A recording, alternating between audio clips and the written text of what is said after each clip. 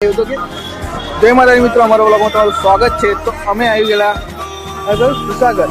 અમે સુસાગર આવી ગયેલા તો અમે સરસ મજાનું એક દ્રશ્ય બતાડું, તો તમને ગમે તો લાઈક ફોલો કોમેન્ટ કરી દેજો। તો આ છે આપણા અશોકભાઈ આવ્યું તો કે તમને બતાડી દો। હવે ચોક પર અમે ફર્યા તો એ એકદમ ના મળ્યો રસ્તો, પણ આખરે રસ્તો મળી ગયો અને તમને બતાડી દો કે કેટલું જોરદાર અહીંયા શંકર ભગવાનની મૂર્તિ છે, તમને બતાડી દો।